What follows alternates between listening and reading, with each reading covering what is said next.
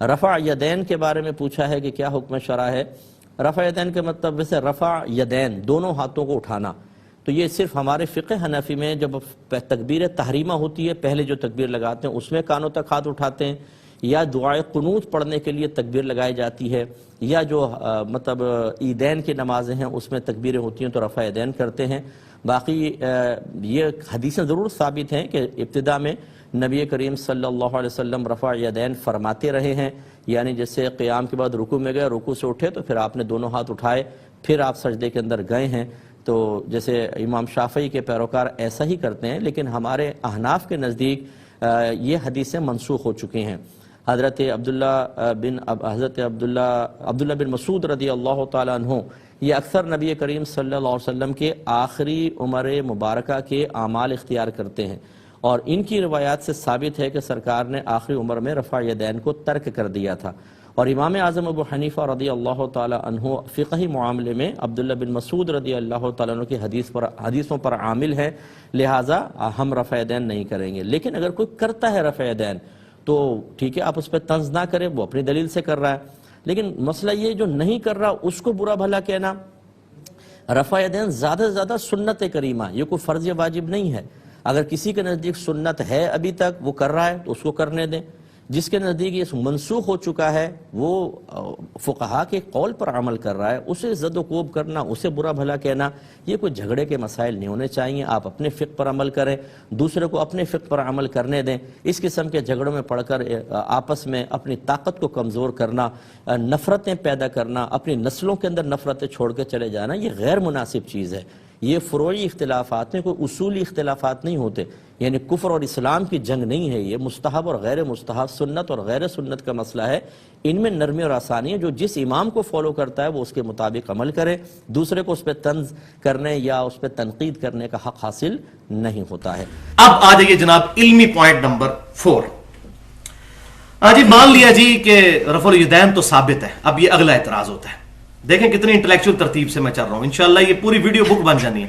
جی بالکل رفع الیدین تو ثابت کر دیا جی آپ نے، بغیر والی تو روایتیں ضعیف ہیں اور منسوخ بھی کوئی نہیں ہوا، لیکن ثابت کرے کہ حضور صلی اللہ علیہ وسلم وفات تک رفع الیدین کرتے تھے، کتا کھوئی چی آلے بھی وفات تک ثابت کریں۔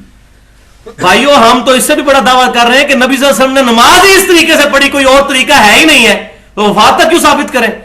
تو پھر ہم یہ کہتے ہیں آپ ثابت کریں کہ نبی صلی اللہ علیہ وسلم وفات تک پہلا رفع الیدین کرتے تھے، جس صفحے پہ یہ حدیث لکھی ہوگی اس کے ساتھ دوسری والی بھی لکھی ہوگی، بالکل وہی پھر الزامی جواب ہی دیں گے۔ وہ کہتے ہیں نہیں جی نہیں وہ تو ثابت ہے نا، تو کرتے ہی ہوں گے۔ تو بھائی ادھر بھی یہی ثابت ہے، نہ ابن مسعود رضی اللہ تعالیٰ عنہ کی طرف منسوب وہ اثر ثابت ہوا، اور نہ یہ گھوڑوں کے دموں والی روایت اور بتوں والی تو ویسے ہی من گڑت تھی۔ تو خود بخود یہ امپلائڈ ہے اس کے اندر کہ منسوخی والا چکر ہی کوئی نہیں، ایک ہی طریقہ ہے جو نماز کا ثابت ہے۔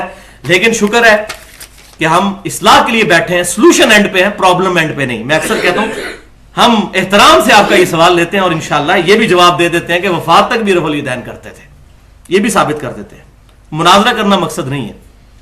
تو پہلے وہی حدیث یاد کر لیں، صحیح بخاری کتاب الاذان میں 631 نمبر حدیث، سیدنا مالک ابن حویرث رضی اللہ تعالیٰ عنہ غزوہ تبوک کے موقع پر حاضر ہوئے اور نبی صلی اللہ علیہ وسلم پر ایمان لائے، اور تقریباً 20 دن تک وہاں رہے، کچھ نوجوانوں کے ساتھ آئے، اور نبی صلی اللہ علیہ وسلم نے ان کو جاتے وقت کچھ نصیحتیں کی اور فرمایا کہ جاؤ اپنے گھر والوں کو نماز کا حکم دینا، ان کو دین سکھانا، اور دیکھنا صلو کما رأیتمونی اصلی، نماز اس طرح پڑھنا جس طرح مجھے نماز پڑھتے ہوئے دیکھتے ہو۔ تو اس میں انہوں نے نبی صلی اللہ علیہ وسلم کا یہ حکم بھی نقل کیا کہ مجھے حضور نے حکم کہا تھا کہ نماز اس طرح پڑھنا جس طرح مجھے پڑھتے ہوئے دیکھتے ہو۔ 9 ہجری فتح مکہ کے بھی سال کے بعد۔ اور اب میں آپ کو حدیث وہ بیان کرنے لگا ہوں جو نبی صلی اللہ علیہ وسلم کی بھی وفات کے بعد ہے، ابو قلابہ تابعی کی حدیث، بخاری اور مسلم دونوں میں ہے۔ وہ کہتے ہیں میں نے اسی صحابی کو جس کو حضور نے حکم دیا تھا میری طرح نماز پڑھنا۔ اب آپ صحابی کے بارے میں سوچ سکتے ہیں کہ وہ نماز پڑھنا اس طریقے پہ شروع کر دے جو نبی صلی اللہ علیہ وسلم کے طریقے کے خلاف ہو۔ اور وہی صحابی مالک بن حویرث ابو قلابہ تابعی کہتے ہیں کہ میں نے مالک بن حویرث کو پھر دیکھا جن کو حضور نے کہا تھا صلو کما رأیتمونی اصلی، نماز پڑھتے ہوئے میں نے ان کو دیکھا کہ انہوں نے نماز شروع کی تو اللہ اکبر کہا اور دونوں ہاتھوں کو کانوں تک اٹھایا، پھر رکوع میں جاتے وقت بھی دونوں ہاتھوں کو اٹھایا، پھر رکوع سے اٹھ کر سمی اللہ لمن حمدہ ربنا لک الحمد کہا اور دونوں ہاتھوں کو بلند کیا، اور پھر انہوں نے نماز مکمل کر کے کہا کہ رسول اللہ بھی اسی طریقے سے نماز پڑھتے تھے. لو جی مسئلہ بالکل حل ہو گیا. اسی طریقے سے میں نے بتایا وائل بن حجر رضی اللہ تعالیٰ عنہ کا بھی، وہ بھی فتح مکہ کے بعد مسلمان ہوئے، پھر اگلے سال دوبارہ آئے وہ حضور صلی اللہ علیہ وسلم کی وفات سے تقریباً 5-6 مہینے پہلے، اور اسی طریقے سے نماز پڑھتے ہوئے دیکھا. ابو حمید سعدی کی حدیث جو میں نے پچھلی دفعہ بیان کی تھی، حضور صلی اللہ علیہ وسلم کی وفات کے 30 سال کے بعد انہوں نے 10 صحابہ کی موجودگی میں نماز کا طریقہ بیان کیا، اور 10 کے 10 نے تصدیق کی، اور وہ پورا نماز کا ڈیٹیل طریقہ میں بیان کر چکا ہوں. اس میں بھی رفع الیدین اور جلسہ استراحت کا ذکر موجود ہے الحمدللہ. اب بالکل اس سے بھی آگے میں ایک سٹیپ جانے لگا ہوں. یہ پہلے کسی سے آپ نے بات نہیں سنی ہوگی اس انداز میں. وہ ہے بھائیو بخاری اور مسلم کی متفق علیہ حدیث ہے کہ عبداللہ بن عمر رضی اللہ تعالیٰ عنہ کہتے ہیں کہ نبی صلی اللہ علیہ وسلم نے اپنی دنیاوی زندگی مبارکہ کے آخری دنوں میں ہمیں ایک دفعہ عشاء کی نماز پڑھائی. لو جی آ گیا جی، وفات کے آخری دنوں میں، اور 1 مہینہ پہلے. مسلم میں جو اس کا ترک ہے اس میں الفاظ ہے 1 مہینہ پہلے آپ صلی اللہ علیہ وسلم نے یہ حدیث بیان کی. اب تو ٹائم بھی مل گیا ہمیں، مسلم شریف میں 5-6 ترک ہیں اس کے، اور بخاری میں بھی 2-3 ترک ہیں. مسلم کے الفاظ ہیں 1 مہینہ پہلے اپنی وفات سے آپ نے ہمیں عشاء کی نماز پڑھائی. لو جی ہوں تو کوئی مسئلہ نہیں، 1 مہینے تک تو پہنچ گئے، جیسی 1 مہینے تک پہنچ گئے مسلم سے. اور آپ صلی اللہ علیہ وسلم نے سلام پھیرنے کے بعد ہماری طرف متوجہ ہو کر کھڑے ہو کر فرمایا، بہت اہم اناؤنسمنٹ ہونے والی تھی، کہ آج جو شخص روئے زمین پر زندہ ہے 100 سال نہیں گزریں گے کہ اس کو موت آ جائے گی. یعنی صحابہ کا زمانہ 100 سال کے اندر ختم ہو جائے گا. اور واقعی 110 ہجری کے اندر ابو طفیل عامر بن واصلہ المتوفا 110 ہجری ایگزیکٹلی پروفٹ صلی اللہ علیہ وسلم کی وفات کے 99 ایئرز اور کچھ مہینوں کے بعد، یعنی راؤنڈ آف کر کے 100 سال کے بعد وہ فوت ہوئے 110 ہجری میں. یہ حدیث میں نے کیوں سنائی؟ اس کے راوی کون تھے؟ عبداللہ ابن عمر. 1 مہینہ پہلے تک. اب عبداللہ ابن عمر کی حدیث بخاری اور مسلم میں پہلے ہی بیان کر چکا ہوں. نماز شروع کرتے تو رفع الیدین کرتے، رکوع میں جاتے وقت اور رکوع سے اٹھتے وقت.